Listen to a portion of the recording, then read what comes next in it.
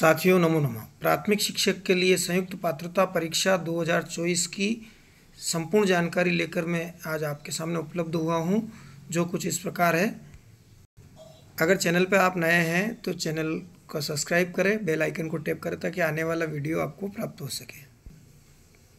चलिए शुरू करते हैं। मध्य प्रदेश शासन स्कूल शिक्षा विभाग एवं मध्य प्रदेश शासन जनजाति कार्य विभाग द्वारा प्राथमिक शिक्षक के लिए संयुक्त पात्रता परीक्षा 2024 परीक्षा संचालित की जा रही है। ऑनलाइन आवेदन पत्र के बारे में जानकारी, तो ऑनलाइन आवेदन पत्र की प्रारंभ तिथि है वो 1/10/2024 है और ऑनलाइन आवेदन पत्र की अंतिम दिनांक जो है वो 15/10/2024 है। आवेदन पत्र में संशोधन करने की प्रारंभ तिथि 1/10/2024 है और आवेदन पत्र में संशोधन करने की अंतिम तिथि जो है वो 20/10/2024 है। चलिए आगे बढ़ते हैं। संभावित परीक्षा की जो दिनांक है वो 10 नवंबर 2024 रविवार से प्रारंभ है। परीक्षा शुल्क के बारे में चर्चा कर लेते हैं। प्राथमिक शिक्षक पात्रता परीक्षा में अनारक्षित अभ्यर्थियों के लिए 500 रुपये शुल्क है और केवल मध्य प्रदेश के मूल निवासी, अनुसूचित जाति, अनुसूचित जनजाति, अन्य पिछड़ा वर्ग, EWS, दिव्यांगजन अभ्यर्थियों के लिए मात्र 250 रुपये शुल्क है। इस प्रकार ऑनलाइन आवेदन कियोस्क के माध्यम से ऑनलाइन भरने वाले अभ्यर्थियों के हेतु MP ऑनलाइन पोर्टल शुल्क 60 रुपये देय होगी। इसके अतिरिक्त रजिस्टर्ड सिटीजन यूज़र के माध्यम से लॉगिन कर फॉर्म भरने पर पोर्टल शुल्क मात्र 20 रुपये देय होगी। चलिए ऑनलाइन पद्धति समय सारणी देख लेते हैं परीक्षा की। तो परीक्षा दिनांक 10 नवंबर 2024 रविवार से प्रारंभ होगी। परीक्षा 2 पालियों में होगी। प्रथम पाली प्रातः 7 से 8 बजे तक रहेगी, जिसमें महत्वपूर्ण निर्देश पढ़ने का समय 8:50 से 9 बजे तक का है, 10 मिनट। उत्तर अंकित करने का समय आपका जो रहेगा वो प्रातः 9 से 11:30 बजे तक, अर्थात परीक्षा का जो समय है वो 2.5 घंटे। इसी प्रकार द्वितीय पाली जो है वो 12:30 से प्रारंभ होकर 1:30 बजे तक चलेगी। परीक्षा के महत्वपूर्ण निर्देश पढ़ने का समय जो रहेगा आपको 2:20 से 2:30 तक रहेगा और उत्तर अंकित करने का समय प्रारंभ होगा आपका 2:30 से 5 बजे तक, अर्थात 2.5 घंटा। चलिए तो आगे देखते हैं विषय सूची क्या रहेगी। प्राथमिक शाला शिक्षक के लिए संयुक्त पात्रता परीक्षा संचालन के नियम के बारे में। तो पहला अध्याय जो हम चर्चा करने वाले संयुक्त प्राथमिक शाला शिक्षक पात्रता परीक्षा 2024 की विभागीय नियम। दूसरे में मध्य प्रदेश कर्मचारी चयन मंडल के परीक्षा संचालन के नियम। तीसरा है परीक्षा का पाठ्यक्रम जो आपका क्या रहेगा उसके बारे में। चौथा है प्रारूप 1 ऑनलाइन आवेदन पत्र के साथ अभ्यर्थी का फोटो, हस्ताक्षर एवं स्वयं की हस्तलिपि पत्रक के बारे में अपन चर्चा करेंगे। चलिए प्रथम अध्याय शुरू करते हैं। प्राथमिक शिक्षा पात्रता परीक्षा संबंधी नियम क्या रहेंगे। तो प्राथमिक शिक्षक के लिए जो नियम है और शर्तें हैं वो इस प्रकार है। पहला बिंदु है पद का विवरण। तो प्राथमिक शिक्षक पद है, पद की श्रेणी क्या रहेगी। तो यह तृतीय श्रेणी की रहेगी, अराजपत्र अधिकारी की। तीसरा बिंदु है आवेदन पत्र निर्देश पुस्तिका। तो कर्मचारी चयन मंडल भोपाल एवं विभाग के निर्देशानुसार होगा। चौथा है परीक्षा केंद्र। तो कर्मचारी चयन मंडल भोपाल के निर्देशानुसार रहेंगे। पांचवा इसमें बिंदु जो चर्चा करने वाला है वो शैक्षणिक योग्यता के बारे में। तो चलिए शुरू करते हैं शैक्षणिक योग्यता से। प्राथमिक शिक्षक के भर्ती नियम 2018 नियम 8 की अनुसूची 3 के अनुसार अभ्यर्थी को निम्नलिखित योग्यता धारित करना अनिवार्य होगा। पहला, कम से कम 50% अंकों के साथ हायर सेकेंडरी अथवा इसके समकक्ष तथा प्रारंभिक शिक्षा में 2 वर्ष का डिप्लोमा या इसके समकक्ष, अथवा कम से कम 45% अंकों के साथ हायर सेकेंडरी अथवा इसके समकक्ष तथा राष्ट्रीय अध्यापक शिक्षा परिषद अर्थात मान्यता मानक और क्रियाविधि विनियम में 2 के अनुसार प्रारंभिक शिक्षा शास्त्र में 2 वर्षीय डिप्लोमा अथवा कम से कम 50% अंकों के साथ हायर सेकेंडरी उत्तीर्ण अथवा इसके समकक्ष तथा प्रारंभिक शिक्षा शास्त्र में 4 वर्षीय स्नातक उपाधि अर्थात BLEd अथवा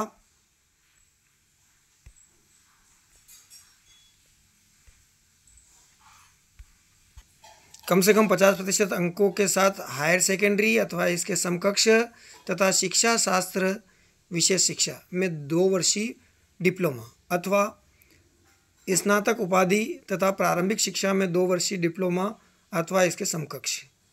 नोट का कॉलम देखें, आरक्षित वर्गों जैसे अनुसूचित जाति, अनुसूचित जनजाति, अन्य पिछड़ा वर्गों तथा दिव्यांग अभ्यर्थियों को शैक्षणिक योग्यता में अर्हतारी अंकों में 5% तक अंकों की छूट रहेगी।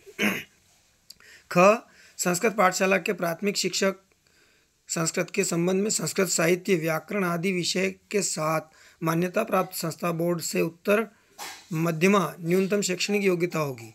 इसके अतिरिक्त व्यावसायिक योग्यता में DLED उत्तीर्ण होना आवश्यक है।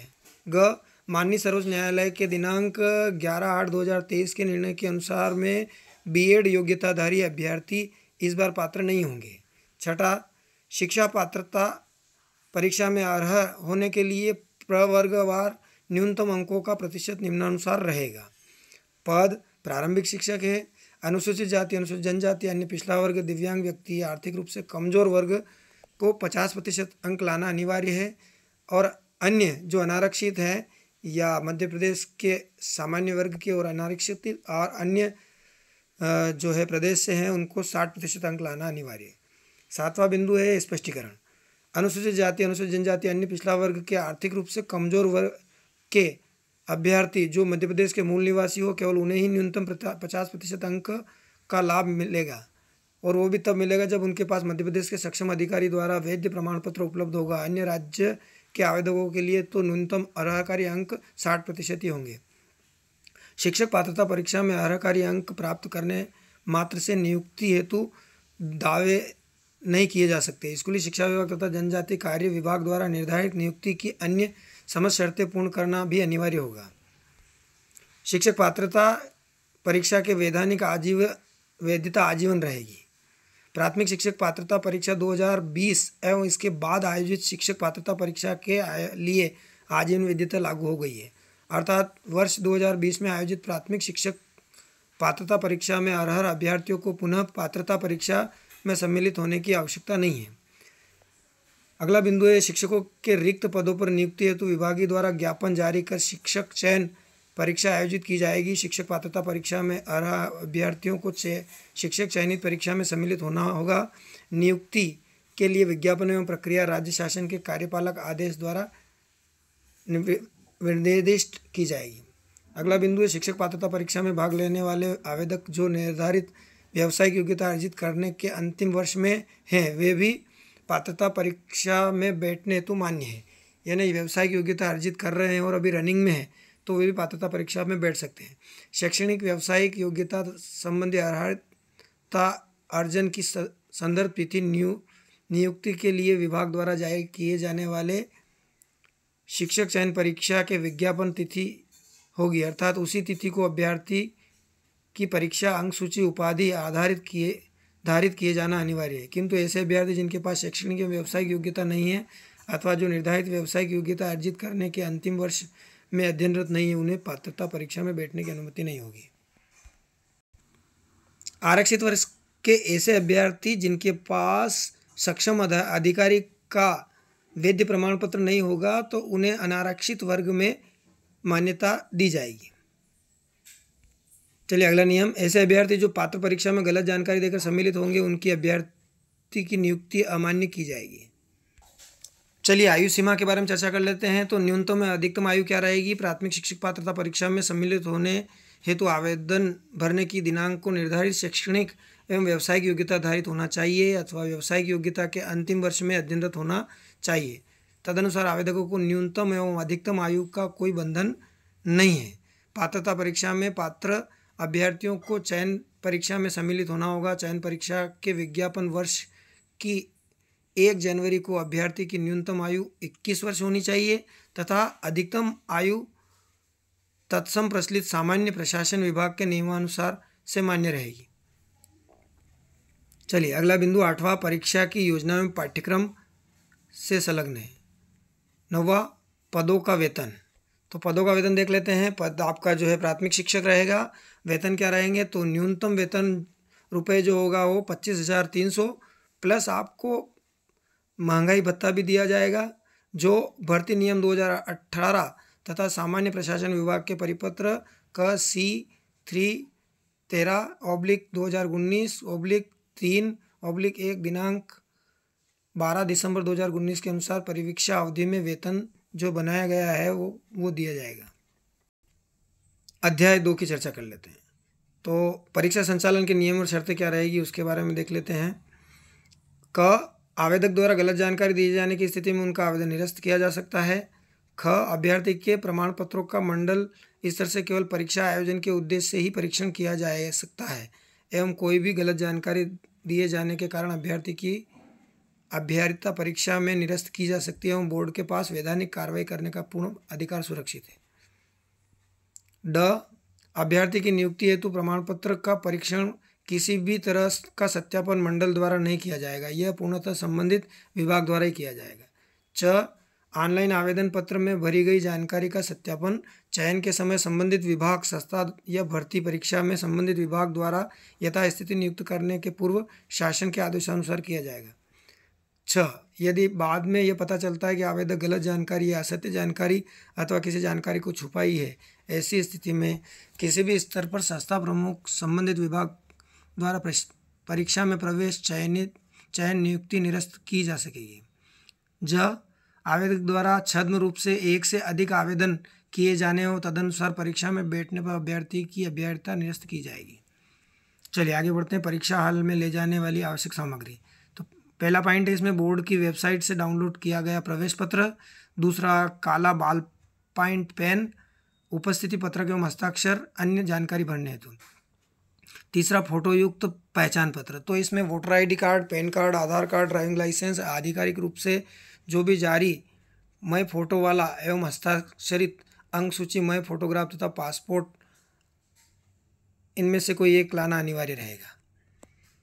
चलिए अगला नियम, परीक्षा किसी भी प्रकार की इलेक्ट्रॉनिक डिवाइस परीक्षा कक्ष में अमान्य है। तो ये यहाँ आपको लिखे हुए हैं, ठीक है। Calculator, mobile phone, Bluetooth device और programmable calculator, watch, alarm, listening device, paging device आदि, रिकॉर्डिंग डिवाइस आदि जो है इत्यादि वर्जित है। अगला नियम देखें, लिखित परीक्षा में दिव्यांगजन अभ्यर्थी के लिए उपलब्ध सुविधाएं नियमानुसार रहेगी। यह सुविधा निम्नलिखित अभ्यर्थियों को प्रदान की जाती है। दृष्टिबाधित को ऊपरी हिस्से में हाथ से दिव्यांग तथा सेरिब्रल पल्सी से दिव्यांगजन परीक्षार्थी।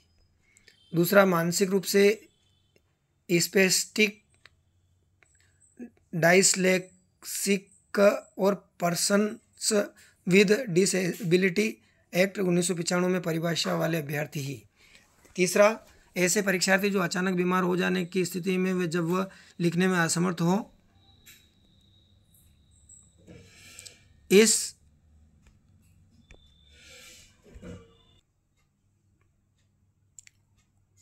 आशय का प्रमाण पत्र ऐसे चिकित्सा अधिकारी द्वारा दिया गया जो सहायक सर्जन से कम रैंक का न हो।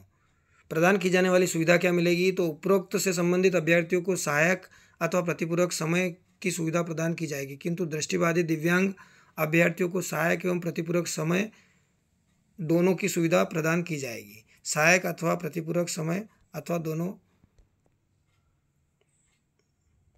दृष्टिबाधित अभ्यर्थियों हेतु सुविधा लेने हेतु अभ्यर्थी द्वारा संपूर्ण जानकारी में दस्तावेज एवं शपथ पत्र सहित बोर्ड कार्यालय को परीक्षा प्रारंभ होने के 10 दिन पूर्व प्रस्तुत करनी होगी, ताकि बोर्ड स्तर पर लिखित अनुमति प्रदान की जा सके। अपरिहार्य कारणों से पूर्व में आवेदित लेखक सहायक उपस्थित न होने की दशा में अभ्यर्थी द्वारा केंद्राध्यक्ष सत्यापन उपरांत निम्नानुसार निर्धारित शर्तों के अनुरूप योग्यताधारी अन्य लेखन सहायक की सुविधा भी मिल सकेगी। पहला नियम है इसमें लेखन सहायक की नियुक्ति की शर्तें क्या है? तो लेखन सहायक एक ऐसा अभ्यर्थी होना चाहिए जो परीक्षार्थी द्वारा दी जा रही परीक्षा की शैक्षणिक अर्हता प्रश्न पत्र के स्तर जो भी कम हो से एक स्तर नीचे का होना चाहिए। उदाहरण के लिए, यदि परीक्षा की न्यूनतम शैक्षणिक योग्यता स्नातक उपाधि है तो लेखन सहायक की योग्यता हायर सेकेंडरी होना चाहिए। अब अगला नियम इसमें प्रतिपूरक समय हेतु शर्तें। यदि अभ्यर्थी हेतु प्रतिपूरक हेतु आवेदन करता है तो उसे निम्नानुसार प्रतिपूरक समय की पात्रता होगी। 3 घंटे की अवधि के प्रश्न पत्र के लिए 60 मिनट अतिरिक्त 2.5 मिनट अवधि के लिए 50 मिनट अतिरिक्त, 2 घंटे की अवधि के प्रश्न पत्र के लिए 40 मिनट अतिरिक्त, 1 घंटे 30 मिनट की अवधि के लिए प्रश्न पत्र के लिए 30 मिनट दिए जाएंगे अतिरिक्त। तीसरा, इसके अतिरिक्त प्रदान की जाने वाली सुविधा है यथासंभव ऐसे अभ्यर्थी का परीक्षा कक्ष भूतल पर ही निर्धारित होगा। प्रवेश पत्र प्राप्त करने की प्रक्रिया तो ये इस प्रकार रहेगी। पहला नियम, नियमानुसार मान्य ऑनलाइन आवेदन पत्रों के प्रवेश पत्र अर्थात टेस्ट एडमिट कार्ड मंडल की वेबसाइट www.esb.mp.gov.in पर 2 भागों में उपलब्ध कराए जाएंगे, जिसमें प्रथम भाग में आवेदक, परीक्षा का नाम, रोल नंबर एवं परीक्षा केंद्र का विवरण इत्यादि समाहित होगा। दूसरा नियम है, अतिरिक्त रूप से इस भाग में आवेदक के आवेदन पत्र भरे गए शरीर के स्थायी पहचान चिन्ह तथा फोटो युक्त पहचान पत्र का विवरण तथा क्रमांक भी अंकित होगा। तीसरा नियम, परीक्षा के दौरान ही विवेचक के समक्ष अभ्यर्थी को प्रवेश पत्र के निर्धारित स्थान पर हस्ताक्षर, बाएं हाथ के अंगूठे का निशान तथा हस्तलिपि काले बॉल पॉइंट पेन से अंकित करनी होगी। चौथा, प्रवेश पत्र पृथक से डाक द्वारा नहीं प्रेषित किया जाएगा। मूल्यांकन पद्धति क्या रहेगी तो उसके बारे में जान लेते हैं। पहला, विभागीय नियमों के अनुसार प्रत्येक प्रश्न 1 अंक का ही होगा और इसमें माइनस मार्किंग नहीं होगा, अर्थात ऋणात्मक मूल्यांकन नहीं होगा। दूसरा, परीक्षा में सही प्रश्नों की संख्या रो स्कोर प्रदर्शित उपरांत अभ्यर्थी द्वारा सही प्रश्नों की संख्या एवं पासवर्ड को कंप्यूटर स्क्रीन पर अंकित करने का प्रावधान होगा। अभ्यर्थी द्वारा अंकित सही प्रश्न की संख्या एवं प्रदर्शित रो स्कोर समान होने पर ही सबमिट किया जा सकेगा। 2.9 आगे, त्रुटिपूर्ण प्रश्न और उसका निस्तारीकरण बदलने के अंक का क्या नियम है वो देखते हैं। तो निम्नलिखित कारणों से प्रश्न निरस्त किए जा सकते हैं। पहला, प्रश्न की संरचना गलत हो। दूसरा, उत्तर के रूप में दिए गए विकल्पों में एक से अधिक विकल्प हो। तीसरा, कोई भी विकल्प सही नहीं हो। चौथा, कोई अन्य मुद्रण त्रुटि हुई हो जिससे सही उत्तर प्राप्त न हो या एक से अधिक विकल्प सही हो। पांचवा, अन्य कोई कारण जिससे विशेषज्ञ समिति द्वारा उचित समझा जाए। बी, हिंदी तथा अंग्रेजी पाठ में समानता नहीं है। समस्त प्रश्न पत्रों के लिए हिंदी पाठ को मानक माना जाएगा, सिवाय विज्ञान तथा तकनीकी विषयों के प्रश्न पत्र जहां पर अंग्रेजी भाषा को मानक माना जाएगा। सी, प्रश्न पत्र विषय विशेषज्ञों द्वारा समिति द्वारा की गई अनुशंसा अनुसार ऐसे निरस्त किए गए प्रश्नों के लिए सभी को इस प्रश्न पत्र में उनके द्वारा अर्जित अंक के अनुपात में मंडल द्वारा अंक प्रदान करता है, भले ही उसने निरस्त किए गए प्रश्नों को हल किया गया हो या नहीं किया होगा। उदाहरण दिया गया, देख लें। पहला उदाहरण है यहाँ पर आपके लिए, तो वो ये है, यदि किसी 100 प्रश्नों के प्रश्न पत्र में 2 प्रश्न अगर निरस्त हो गए हों और मूल्यांकन के बाद यदि अभ्यर्थी ने 98 प्रश्नों में 90 अंक प्राप्त करता है तो उसके अंकों की गणना निम्नानुसार होगी। 90 गुणित 100 अपान कोष्टक के अंदर 100 माइनस 2 बराबर 91.83। दूसरा उदाहरण भी है यहाँ पर, यदि किसी प्रश्न पत्र में 150 प्रश्न हैं और 2 प्रश्न निरस्त हो गए हैं तो मूल्यांकन में अभ्यर्थी को 148 प्रश्नों में 140 अंक प्राप्त किए हों तो उसके अंकों की गणना इस प्रकार होगी। 140 गुणित 150 बटे कोष्टक में 150 माइनस 2 बराबर 141.89।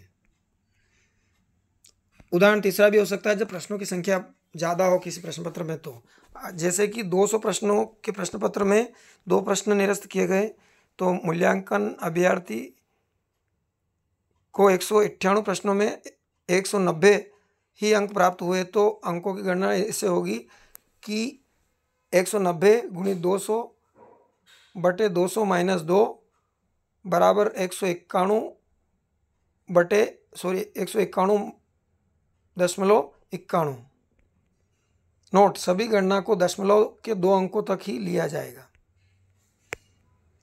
चलिए अब आगे परीक्षा में नॉर्मलाइजेशन पद्धति का क्या मतलब है और कैसे लागू होती है इसके बारे में चर्चा कर रहे हैं। तो ये यहाँ पूरा नियम लिया गया है, बताया गया है कि ऐसे पद पाठ्यक्रम में जिनमें एक से अधिक विषय के प्रश्न पत्र देने वाले आवेदक पात्र होते हैं, जो उन परीक्षाओं में एकजाई मेरिट तैयार करनी होती है, तो परीक्षा कई दिनों तक चलती है, तो उसको एकजाई करनी होती है। परीक्षा परिणाम नॉर्मलाइजेशन पद्धति से तैयार किया जाएगा, जिसका सूत्र निम्नानुसार है। Normalised mark of Z candidates इन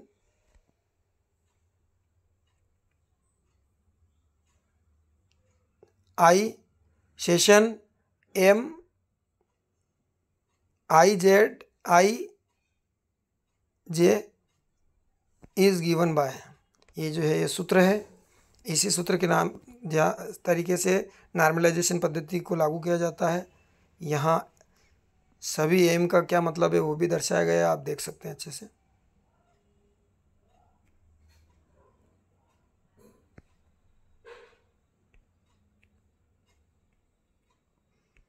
अगर कोई जानकारी छूट जाए तो आप वीडियो को पॉज करके भी देख सकते हैं।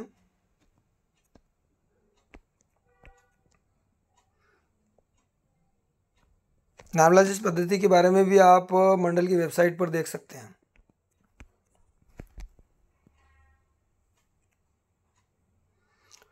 चलिए, प्रश्न पत्र के प्रश्नों के संबंध में अभ्यावेदन। प्रश्न पत्र में किसी भी प्रकार की त्रुटि या प्रश्नों के उत्तर से संबंधित केवल परीक्षार्थी द्वारा अपनी आपत्तियां इस मंडल वेबसाइट पर ऑनलाइन प्रदर्शित लिंक के माध्यम से प्रस्तुत की जा सकती है। लिंक अपलोड होने के पश्चात 3 दिवस तक ही ऑनलाइन आपत्तियां ली जाएगी, उसके पश्चात लिंक निष्क्रिय हो जाएगी। अभ्यर्थी द्वारा किसी भी प्रश्न पर एक बार आपत्ति दर्ज की जा सकेगी।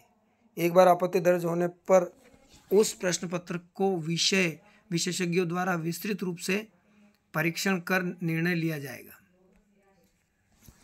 अतः उन प्रश्नों पर एक बार आपत्ति दर्ज होने के उपरांत पुनः आपत्ति दर्ज कराने की आवश्यकता नहीं होगी। चलिए, तो प्रश्न आपत्ति अभ्यावेदन प्रस्तुत करने के लिए अभ्यर्थी द्वारा राशि 50 रुपये मात्र शुल्क देय होगा। अभ्यर्थी द्वारा भौतिक रूप से प्रेषित आपत्तियां स्वीकार नहीं की जाएगी।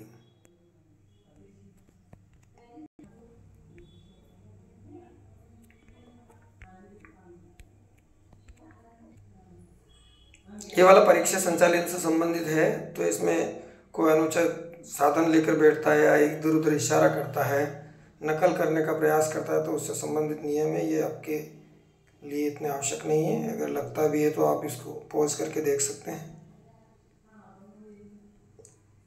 चलिए, परीक्षा परिणाम का प्रकाशन ये आपके लिए आवश्यक है। तो परीक्षा परिणाम का जो प्रकाशन है वो जो है www.esb.gov.in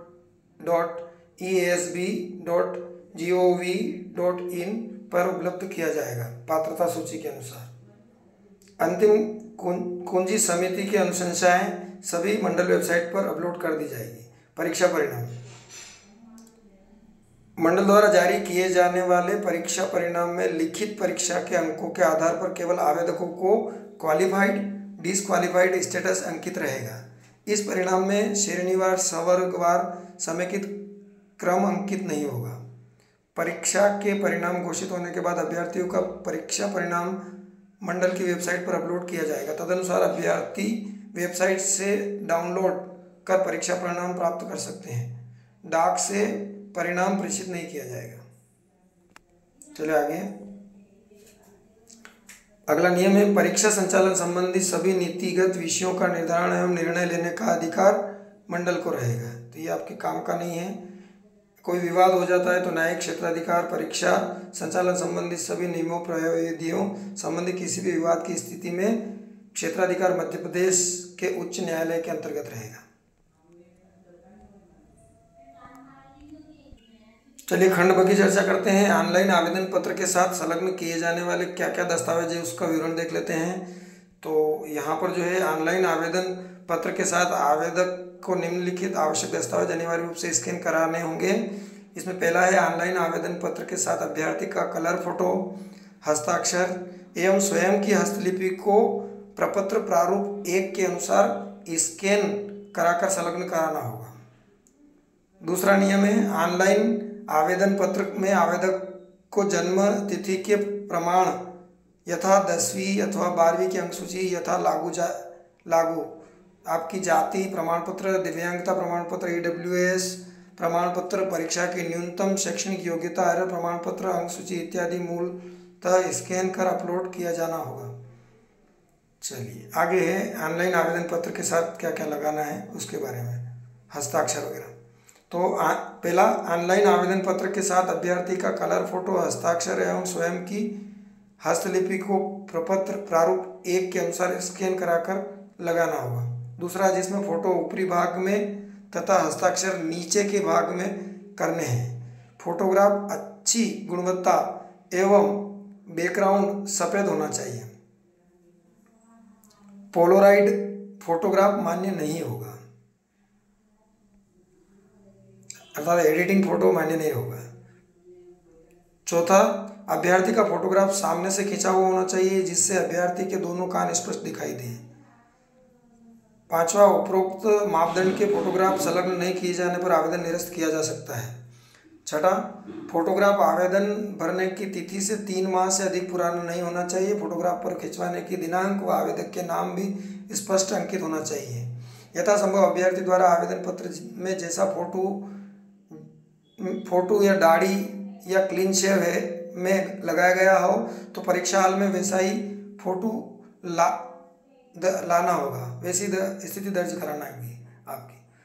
7वां नियम, यदि पढ़ने के लिए चश्मा उपयोग में लाया जाता है तो चश्मे लगाकर ही फोटो खिंचवाएं। काले चश्मे के साथ खींचा हुआ फोटो मान्य नहीं होगा। 8वां नियम, ऑनलाइन आवेदन पत्र के साथ संलग्न किया हुआ फोटो ही काउंसलिंग चयन प्रक्रिया में उपलब्ध लिया जाएगा। यानी हर प्रकार की जो प्रोसेस होगी उसमें आपने जो प्रथम बार जो फोटो लगाया है वही परीक्षा में और वही काउंसलिंग में और वही आपके नियुक्ति के समय आवश्यक होगा। अतः फोटो ज़्यादा कॉपी बनवा लें।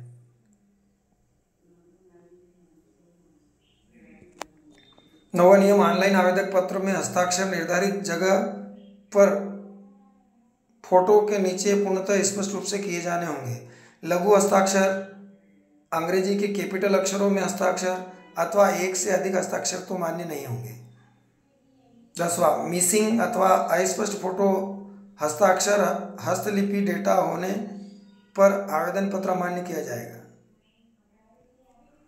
11वां नियम, ऑनलाइन आवेदन पत्र के साथ दिए गए हस्ताक्षर के समान ही हस्ताक्षर परीक्षा हाल में भी करना होगा, काउंसलिंग में भी करना होगा, चयन एवं प्रवेश के सभी जगह वही करना होगा तभी मान्य होगा। अब जो MP ऑनलाइन कियोस्क के माध्यम से आवेदन फॉर्म भरने की विधि क्या है उसके बारे में चर्चा कर रहे हैं। तो इसमें पहला नियम है, पोर्टल पर द्वारा उपलब्ध कराए गए आवेदन पत्र के प्रारूप को नियमों के अनुरूप उचित रूप से भरना चाहिए। दूसरा, कियोस्क धारक आवेदक का फोटो, हस्ताक्षर, हस्तलिपि की 2 लाइनों को स्कैन कर ऑनलाइन आवेदन पत्र के साथ यथास्थान संलग्न करें। तीसरा, फॉर्म भरने के उपरांत आवेदक फॉर्म में भरी गई समस्त जानकारियों को भलीभांति पढ़ लें, सही जानकारी भरा होना सुनिश्चित कर लें। पश्चात ही कियोस्क धारक को पोर्टल शुल्क का भुगतान एवं अपनी सहमति दे तथा नगद राशि का भुगतान कियोस्क के करें। चौथा नियम, भुगतान प्रक्रिया पूर्ण होने पर ही कियोस्क धारक द्वारा कंप्यूटराइज आवेदन पत्र सह रसीद आवेदक को उपलब्ध कराई जाएगी, जिसमें आवेदक का ऑनलाइन आवेदन पत्र में भरी गई समस्त जानकारी के साथ पोर्टल शुल्क भुगतान की रसीद और जानकारी जिसे स्वयं के पास आवेदक को संभाल कर रखना चाहिए ताकि ऑनलाइन आवेदन पत्र भरने में यदि कोई त्रुटि हो गई हो तो उसे अंतिम तिथि के पहले मुख्य पृष्ठ उल्लेखित संशोधन तिथियों के दौरान निर्धारित शुल्क का भुगतान कर ठीक किया जा सके। अब ऑनलाइन आवेदन भरने के संबंध में निर्देश।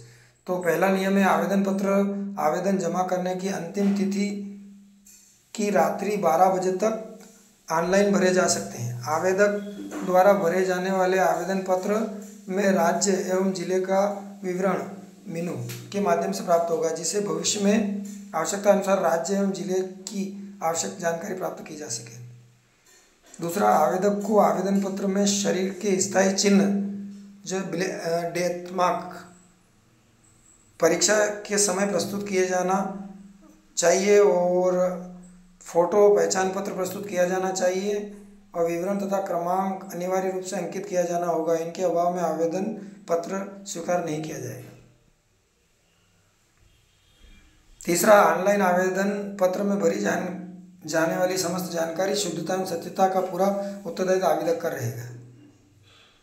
चौथा नियम है, आवेदक द्वारा ऑनलाइन आवेदन पत्र में शैक्षणिक अर्हता के अनुरूप अर्हता रखने वाले अंक सूची का क्रमांक तथा कुल प्राप्त अंक पूर्णांक सहित आवेदक पत्र में भरा जाना अनिवार्य है।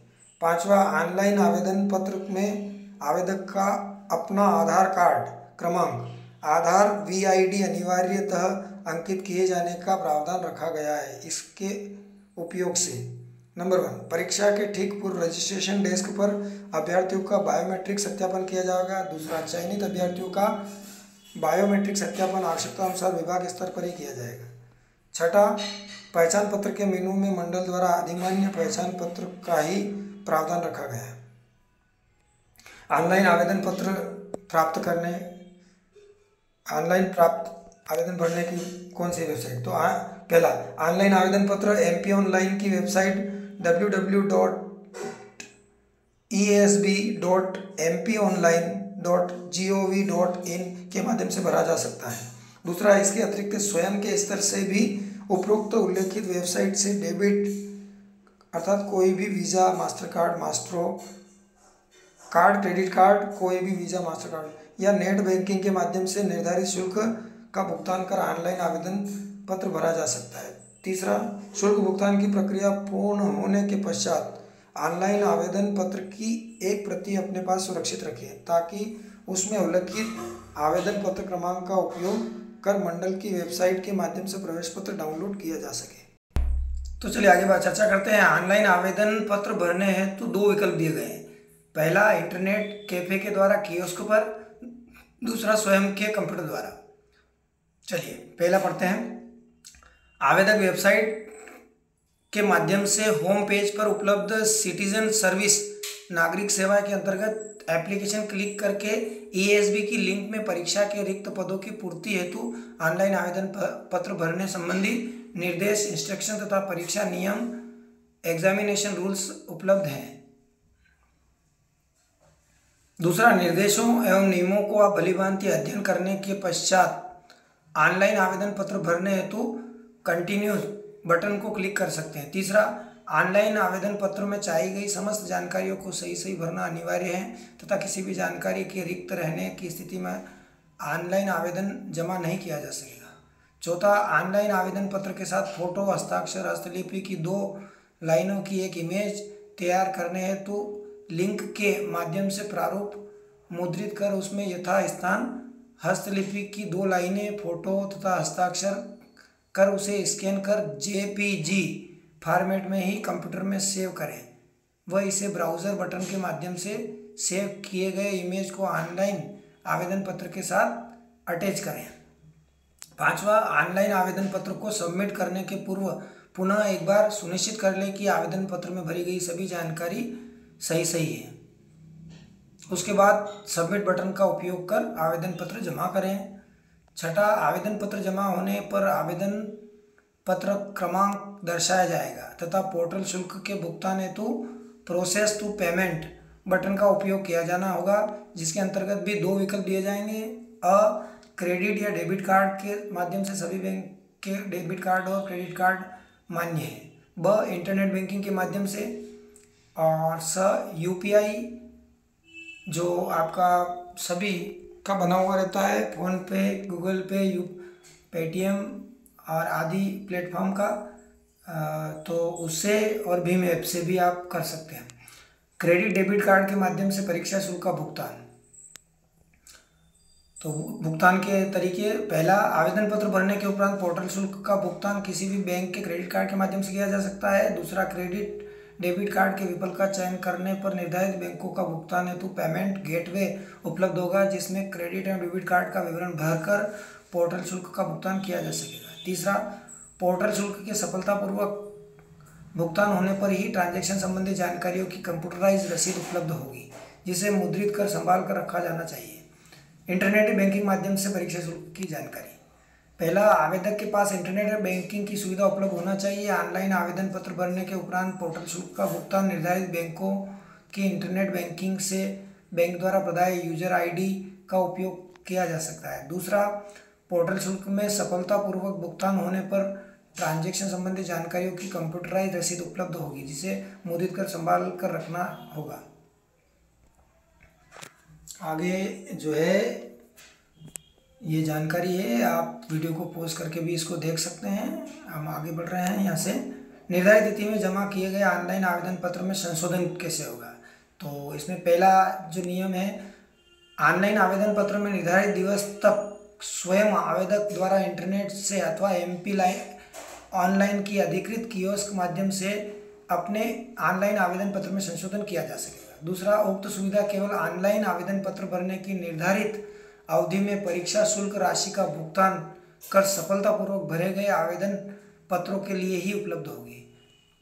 तीसरा, संशोधन हेतु निर्धारित तिथियों की अवधि में आवेदक द्वारा एक या एक से अधिक बार अपने आवेदन पत्र में संशोधन किया जा सकेगा। तो ये जानकारी आप आगे अपन करेंगे कि संशोधन की तिथि, प्रारंभ तिथि कौन सी है और अंतिम तिथि कौन सी है, जिसके लिए प्रत्येक बार आवेदक को संशोधन शुल्क भुगतान MP ऑनलाइन के माध्यम से, क्रेडिट कार्ड के माध्यम से करना होगा। अर्थात जितनी बार वो संशोधन करेगा उतनी बार उसको शुल्क लगेगा।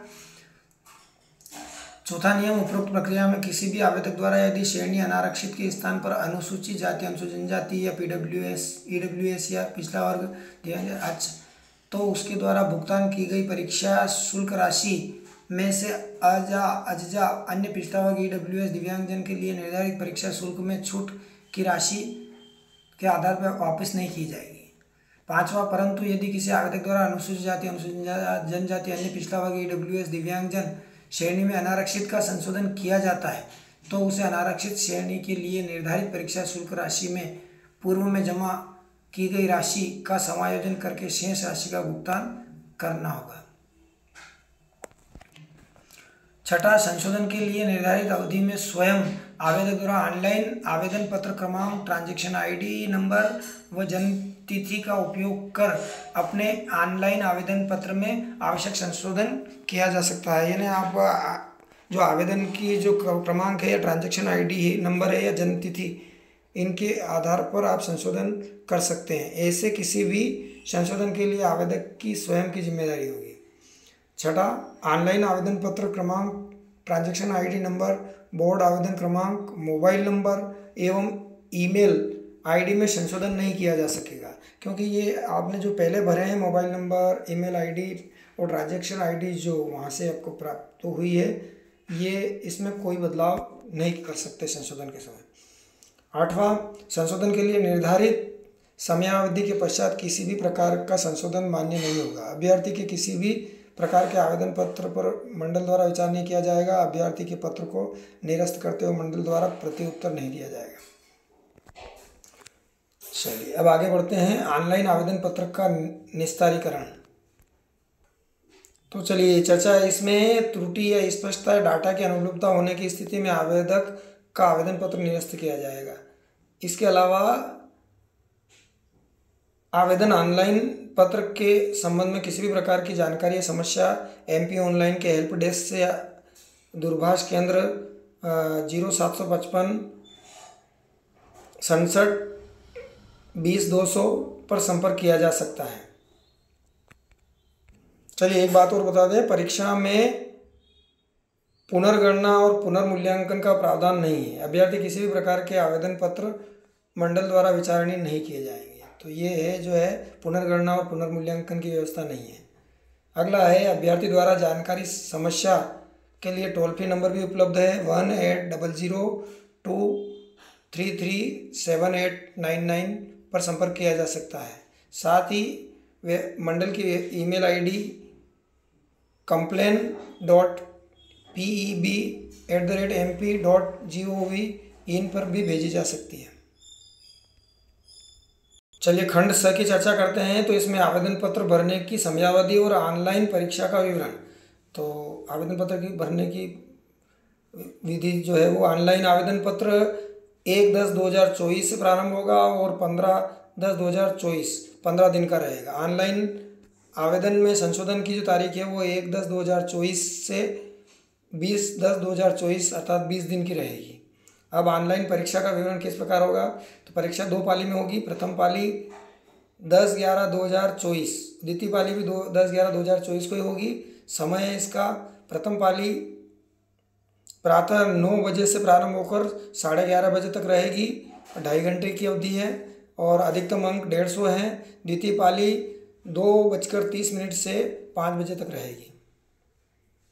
परीक्षा में हिंदी अंग्रेजी माध्यम से वस्तुनिष्ठ प्रकार के प्रश्न होंगे, जिनमें प्रत्येक प्रश्न के 4 संभावित उत्तर या विकल्प दिए रहेंगे। परीक्षार्थी को सही उत्तर चुनकर उससे संबंधित गोले को कंप्यूटर के माउस की सहायता से काला करना होगा।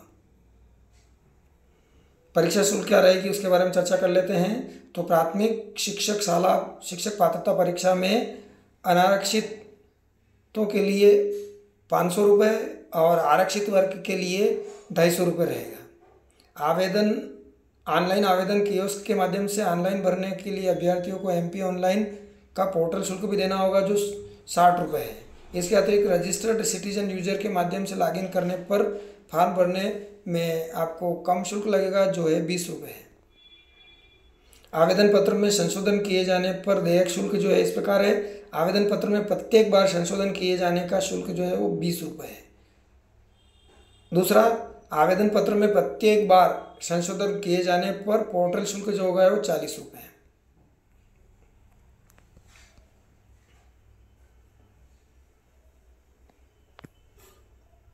अब परीक्षा सेंटर के परीक्षा शहर के बारे में चर्चा करते हैं। आवेदकों को आवेदन पत्र भरते समय 4 परीक्षा शहरों का प्राथमिकता क्रम में निर्धारित करना आवश्यक है। मंडल द्वारा अभ्यर्थी को प्राथमिकता में अंकित किए गए शहरों में सीटी की उपलब्धता के आधार पर रैंडम प्रकार से ही परीक्षा केंद्र आवंटित किए जाने का प्रयास किया जाएगा। तथापि परीक्षा शहरों एवं परीक्षा केंद्रों की उपलब्धता के अनुरूप अभ्यर्थियों को भी वांछित परीक्षा शहर के स्थान पर अन्य परीक्षा शहर आवंटित किया जा सकता है। बोर्ड अपनी सुविधा अनुसार परीक्षा शहरों केंद्रों में परिवर्तन, कमी या वृद्धि कर सकता है एवं उक्त संबंध में मंडल के निर्णय बाध्यकारी होंगे। तो ऑनलाइन परीक्षा हेतु संभावित शहर इस प्रकार है: बालाघाट, दूसरा भोपाल, तीसरा ग्वालियर, चौथा इंदौर, 5वां जबलपुर, 6ठा खंडवा, 7वां नीमच, 8वां रतलाम, रीवा, सागर, सतना, सीधी और उज्जैन। खंड द ऑनलाइन परीक्षा प्रणाली के संबंधित निर्देश। पहला नियम, परीक्षा केंद्र पर निर्धारित रिपोर्टिंग समय पर अभ्यर्थी की उपस्थिति अनिवार्य है। परीक्षा में निर्धारित रिपोर्टिंग समय के पश्चात अभ्यर्थी केंद्र में प्रवेश की पात्रता नहीं रखता है। दूसरा, परीक्षा तिथि पर परीक्षा केंद्र में अभ्यर्थी द्वारा अनवेल्ड बायोमेट्रिक सत्यापन किया जाएगा। अभ्यर्थी को बायोमेट्रिक सत्यापन नहीं होने की स्थिति में उसे परीक्षा में बैठने नहीं दिया जाएगा। तीसरा, बायोमेट्रिक के अतिरिक्त अभ्यर्थी को TAC के द्वितीय भाग की प्रविष्टियों को भरकर लाना अनिवार्य है। चौथा, अभ्यर्थियों से प्राप्त अभ्यावेदनों पर विचार उपरांत अंतिम उत्तर कुंजी आदर्श उत्तर तैयार किए जाएंगे, जिसके आधार पर परीक्षा परिणाम तैयार कर घोषित किया जाएगा। पांचवा, ऑनलाइन आवेदक उपयोगकर्ता पहचान और पासवर्ड के द्वारा ही ऑनलाइन परीक्षा हेतु अभ्यर्थी अपना प्रवेश पत्र प्राप्त कर सकते हैं। अतः आवेदक उपयोगकर्ता पहचान और पासवर्ड आवश्यक रूप से संभाल कर रखें, जिसकी समस्त जिम्मेदारी आवेदक की रहेगी। छठा, परीक्षा आयोजन एक से अधिक शिफ्ट में किया जा सकता है। ऐसी स्थिति में अभ्यर्थियों के स्कोर का नॉर्मलाइजेशन करने का भी प्रावधान मंडल के द्वारा सुरक्षित है। सातवां नियम, पुस्तिका में परीक्षा आयोजन का समय परिस्थितियों के अनुसार परिवर्तन और संशोधन किया जा सकता है। आठवां, परीक्षा आयोजन में निर्धारित तिथि में अनुसार परिवर्तन किया जा सकता है तथा परीक्षा का आयोजन निर्धारित तिथि के पूर्व या पश्चात भी किया जा सकता है। नौवां, अभ्यर्थी को केवल मूल फोटो युक्त पहचान पत्र प्रस्तुत करने पर ही परीक्षा में बैठने की पात्रता होगी। आधार कार्ड का प्रिंटआउट UIDAI के द्वारा सत्यापन होने पर ही आधार मान्य होगा। चलिए आगे अब अध्याय 3 की चर्चा करते हैं। प्राथमिक शिक्षक पात्रता परीक्षा के लिए परीक्षा योजना एवं पाठ्यक्रम क्या रहेगा। तो परीक्षा योजना इस प्रकार रहेगी। पहला, पात्रता परीक्षा हेतु 150 अंकों का एक प्रश्न पत्र होगा। 150 अंकों का एक प्रश्न पत्र होगा। परीक्षा की अवधि 2.5 घंटे होगी। दूसरा, प्रत्येक प्रश्न का 1 अंक होगा, माइनस मार्किंग नहीं होगी, ऋणात्मक मूल्यांकन नहीं होगा। तीसरा, पात्रता परीक्षा के सभी प्रश्न पत्र बहुविकल्पी अर्थात एमसीक्यू प्रकार के होंगे, जिनके 4 विकल्प होंगे, 1 विकल्प सही होगा। अगला, परीक्षा की संरचना में विषय वस्तु इस प्रकार रहेगी। तो भाग 1 विषय वस्तु सभी अनिवार्य है, सभी भागों में पास होना अनिवार्य है, सभी अनिवार्य है। पहला भाग बाल विकास एवं शिक्षा शास्त्र, चाइल्ड डेवलपमेंट एंड पेडागोजी। इसमें प्रश्नों की संख्या रहेगी 30 एमसीक्यू, कुल अंक रहेंगे 30 मार्क्स।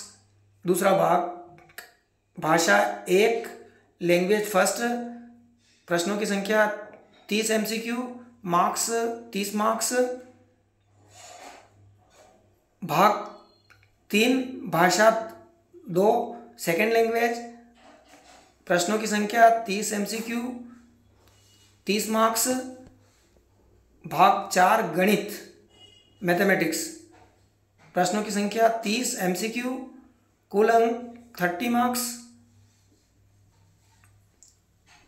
पांचवा भाग पर्यावरण अध्ययन अर्थात एनवायरमेंटल स्टडी, प्रश्नों की संख्या 30 एमसीक्यू, 30 मार्क्स के। इस प्रकार कुल प्रश्नों की संख्या रहेगी 150 एमसीक्यू और मार्क्स रहेंगे 150 मार्क्स। अगला नियम है प्रश्नों की प्रकृति एवं स्तर निम्नानुसार होगा।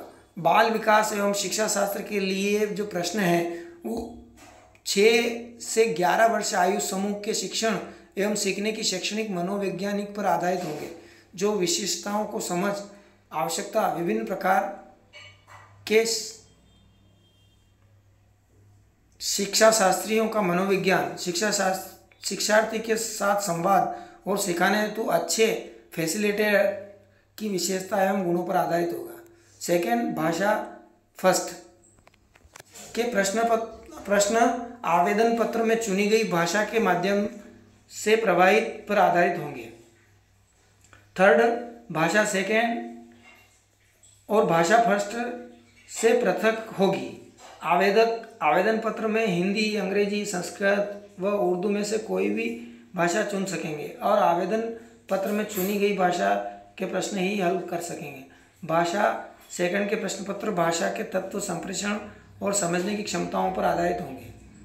चौथा, गणित एवं पर्यावरण अध्ययन के प्रश्न विषय की अवधारणा, समस्या समाधान, पेडागोजी की समझ पर आधारित होंगे। छठा, प्रश्न पत्र में प्रश्न मध्य प्रदेश राज्य की कक्षा 1 से 5 के प्रचलित पाठ्यक्रमों एवं पुस्तकों के टॉपिक्स पर आधारित पर ही होंगे, लेकिन इनका कठिनाई का स्तर जो है वो संबद्धता हाई स्कूल तक का हो सकता है। अगला, उक्त विवरण इस प्रकार है। चलिए पाठ्यक्रम पर विस्तार से चर्चा करते हैं। तो प्रश्न पत्र का जो पहला भाग वो है बाल विकास एवं शिक्षा शास्त्र अर्थात चाइल्ड डेवलपमेंट एंड पेडागोजी। इसके 30 प्रश्न रहेंगे। इसका खंड अ बाल विकास के ऊपर 15 प्रश्न होंगे। पहला बिंदु बाल विकास की अवधारणा एवं इसका अधिगम से संबंध। दूसरा, विकास और विकास को प्रभावित करने वाले कारक। थर्ड, बाल विकास के सिद्धांत। अगला, बालकों का मानसिक स्वास्थ्य एवं व्यवहार संबंधी समस्याएं। अगला, वंशानुक्रम एवं वातावरण का प्रभाव। अगला, सामाजिकरण प्रक्रिया, सामाजिक जगत एवं बच्चे, शिक्षक, अभिभावक और साथी के बारे में। अगला है पियाजे, पावलन, कोहलर और थार्नडाइक रचना एवं आलोचनात्मक स्वरूप। अगला, बाल केंद्रित एवं प्रगतिशील शिक्षा की अवधारणा। नेक्स्ट पॉइंट जो है वो बुद्धि की रचना का आलोचनात्मक स्वरूप और उसका मापन, बहुआयामी बुद्धि। अगला है व्यक्तित्व और उसका मापन। नेक्स्ट पॉइंट है इसमें भाषा और विचार। अगला, सामाजिक निर्माण के रूप में जेंडर की भूमिका, लिंग भेद और शैक्षिक प्रथाएं। अगला है अधिगमकर्ताओं में व्यक्तिगत भिन्नताएं, भाषा, जाति, लिंग, संप्रदाय, धर्म आदि की विषमताओं पर आधारित भिन्नताओं की समझ। अगला है अधिगम के लिए आकलन और अधिगम का आकलन में अंतर, शाला आधारित आकलन, सतत एवं समग्र मूल्यांकन, स्वरूप और प्रथाएं, मान्यताएं। अगला, अधिगमकर्ताओं की तैयारी के स्तर के आकलन हेतु उपयुक्त प्रश्नों का निर्माण, कक्ष में अधिगम को बढ़ाने, आलोचनात्मक चिंतन तथा अधिगमकर्ता की उपलब्धता के आकलन। खंड ब, समावेशी शिक्षा की अवधारणा एवं विशेष आवश्यकता वाले बच्चों की समझ पर 5 प्रश्न होंगे। पहला इसमें अलाभान्वित एवं वंचित वर्गों सहित विविध पृष्ठभूमियों के अधिगमकर्ताओं की पहचान करना। अगला, अधिगम कठिनाइयों, क्षति आदि से ग्रस्त बच्चों की आवश्यकताओं की पहचान। नेक्स्ट, प्रतिभावान, सृजनात्मक वाले, विशेष क्षमता वाले अधिगमकर्ताओं की पहचान करना। नेक्स्ट, समस्याग्रस्त बालक की पहचान एवं निदानात्मक पक्ष करना। नेक्स्ट, बाल अपराध, कारण एवं प्रकार। खंड स, अधिगम और शिक्षा शास्त्र पेडागाजी से 10 प्रश्न आएंगे। इसमें बच्चे कैसे सोचते हैं, कैसे सीखते हैं, बच्चे शाला प्रदर्शन में सफलता प्राप्त करने में क्यों और कैसे असफल होते हैं। सेकंड, शिक्षण और अधिगम की मूलभूत प्रक्रियाएं, बच्चों के अधिगम की रणनीतियां, अधिगम एवं सामाजिक प्रक्रिया के रूप में अधिगम का सामाजिक संदर्भ। अगला, समस्या समाधानकर्ता और वैज्ञानिक अन्वेषण के रूप में बच्चा। नेक्स्ट, बच्चों में अधिगम की वैकल्पिक धारणाएं, बच्चों की त्रुटियों की अधिगम प्रक्रिया में सार्थक कड़ी के रूप में समझना। अधिगम को प्रभावित करने वाले कारक क्या है, अवधान और रुचि। नेक्स्ट, संज्ञान और संवेग। नेक्स्ट, अभिप्रेरणा और अधिगम। नेक्स्ट, अधिगम में योगदान देने वाले कारक, व्यक्तिगत और पर्यावरणीय। अगला है निर्देशन एवं परामर्श। नेक्स्ट, अभिक्षमता और उसका मापन। नेक्स्ट, स्मृति और विस्मृति। तो ये जो है पहला वाला जो पॉइंट हमने पूरा कंप्लीट कर दिया है। बाल विकास एवं शिक्षा शास्त्र से संबंधित जो पहला 30 अंक का पेपर आपका जो होता है उसके बारे में। चलिए नेक्स्ट, हिंदी भाषा का आपका पेपर है जिसमें 30 प्रश्न रहेंगे। एक बात और कह दूँ कि फर्स्ट लैंग्वेज और सेकंड लैंग्वेज में आप कोई भी भाषा चयन कर सकते हैं जो दी गई है उनमें से। ऐसा कोई प्रावधान नहीं है कि आप हिंदी ही लें। हिंदी में क्या आएगा उसके बारे में चर्चा करते हैं। इसके भी जो खंड है, खंड अ, भाषाई समझ अवबोध के प्रश्न 15 रहेंगे। भाषाई समझ और अवबोध के लिए 2 अपठित दिए जाएंगे, जिसमें एक गद्यांश जिसमें नाटक, एकांकी, घटना, निबंध, कहानी आदि, तथा दूसरा अपठित पद्य के रूप में होगा। अपठित में सहायक समझ, अवबोध, व्याख्याएं, व्याकरण एवं मौखिक योग्यता से संबंधित प्रश्न किए जाएंगे। गद्यांश गद्य साहित्य, वैज्ञानिक, सामाजिक समरसता, तात्कालिक घटनाओं पर आधारित हो सकते हैं। ब भाग, भाषाई विकास हेतु निर्धारित शिक्षा शास्त्र पर 15 प्रश्न रहेंगे, जिसमें भाषा सीखना एवं ग्रहणशीलता। सेकंड, भाषा शिक्षण के सिद्धांत। थर्ड, भाषा शिक्षण में सुनने बोलने की भूमिका और भाषा के कार्य, बच्चे का भाषा का प्रयोग कैसे करते हैं। अगला, मौखिक और लिखित अभिव्यक्ति के अंतर्गत भाषा सीखने में व्याकरण की भूमिका।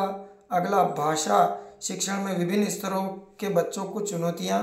अगला, कठिनाइयाँ, त्रुटियाँ एवं क्रमबद्धता।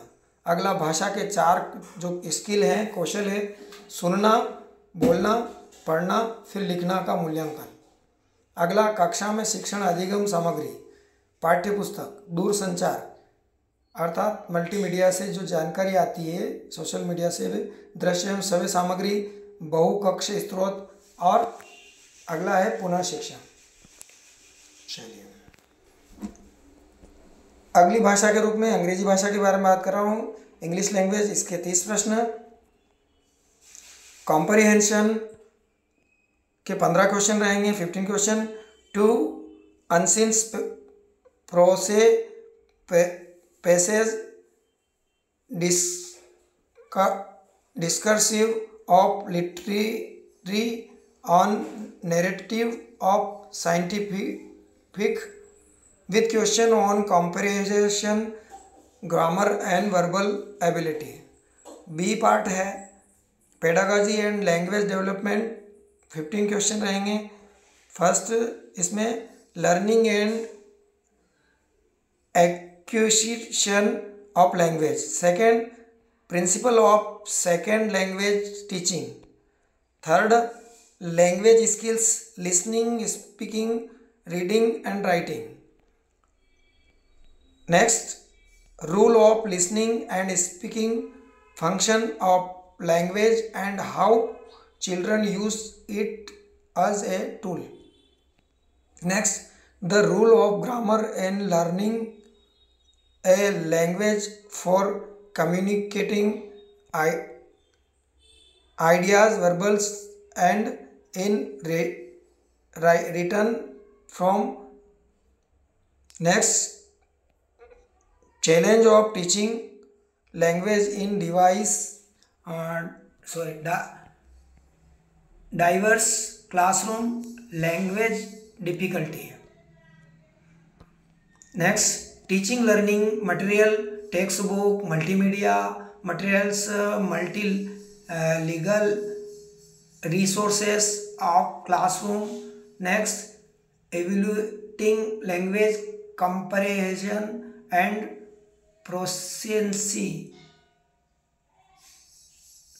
listening, speaking, reading and writing. Next, remedial teaching, रीटीचिंग।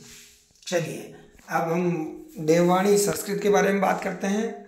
Devanagari लिपि संस्कृत भाषा के बारे में। तो इसके 30 प्रश्न हैं। इसके भी 2 पार्ट हैं। भाषाई समझ अवबोध से प्रश्न 15 रहेंगे। भाषाई समझ अवबोध के लिए 2 अपठित दिए जाएंगे, जिसमें एक गद्यांश में नाटक, निबंध, कथा आदि रहेंगे तथा दूसरे अपठित पद्य के रूप में जो होगा उसमें अपठित में समझ, अवबोध, व्याकरण, मौखिक योग्यता से संबंधित प्रश्न किए जाएंगे। गद्यांश साहित्य, सामाजिक समरसता, तात्कालिक घटनाओं पर आधारित हो सकता है। पद्यांश जो है वो श्लोक के माध्यम से हो सकता है। भाषाई विकास हेतु निर्धारित शिक्षा शास्त्र पर 15 प्रश्न होंगे। भाषा सीखना और ग्रहणशीलता। नेक्स्ट, भाषा शिक्षण के सिद्धांत। अगला, भाषा शिक्षण में सुनने बोलने की भूमिका, भाषा के कार्य, बच्चों भाषा का प्रयोग कैसे करते हैं। नेक्स्ट, मौखिक और लिखित अभिव्यक्ति अंतर्गत भाषा सीखने में व्याकरण की भूमिका। अगला, भाषा शिक्षण में विभिन्न स्तरों के बच्चों की चुनौतियाँ, कठिनाइयाँ, त्रुटियाँ एवं क्रमबद्धता। नेक्स्ट, भाषा के चारों कौशल, सुनना, बोलना, पढ़ना, लिखना का मूल्यांकन। नेक्स्ट, कक्षा में शिक्षण अधिगम सामग्री, पाठ्यपुस्तक, दूरसंचार, दृश्य एवं श्रव्य सामग्री, बहु कक्षा स्रोत और पुनः शिक्षण। चलिए इसी प्रकार से वो उर्दू भाषा के बारे में चर्चा करते हैं। उर्दू लैंग्वेज, इसके भी 30 क्वेश्चन हैं। इसमें भी 2 पार्ट में डिवाइड है। पहले पार्ट में जो है आपके सामने जो उपलब्ध है वो इस प्रकार है। पहला भाग है जामे सलाहियत पर मबनी सवालात। तो 15 सवालात हैं। पहला, 2 गैरदर्शी इक्तिबासत, मालूमाती, अदबी, बयानिया, साइंसी। नेक्स्ट, सलाहियत पर मबनी सवालात, कवायद और ज़बानी सलाहियत पर मबनी सवालात। दूसरा, ज़बान के नस्वोनुमा और तदरीसी तरीके पर 15 सवालात। चलिए इसमें सीखना और याद रखना। नेक्स्ट, ज़बान की तदरीस के असूल। नेक्स्ट, ज़बान में सुनने और बोलने की अहमियत, ज़बान का काम और बच्चों के जरिए ज़ुबान की महारतों का इस्तेमाल। अगला, ज़बान सीखने और ख्यालात का ज़बानी और तहरीरी इजहार करने में कवायद अर्थात ग्रामर के रोल का तकदी जायजा। अगला, क्लासरूम में मुख्तलिफ तालीम इस्तेदाद वाले बच्चों की ज़बान की मुश्किलात, गलतियों और बेतरबियों के चैलेंज को कबूल करते हुए ज़बान को पढ़ना। नेक्स्ट, ज़बान की महारतें। नेक्स्ट, ज़बान की सलाहियत और ज़बान पर उबरू के तजिए के लिए बोलना, सुनना, पढ़ना और लिखना। नेक्स्ट, तालीमी इमदादी अशिया अर्थात TLM, दरसी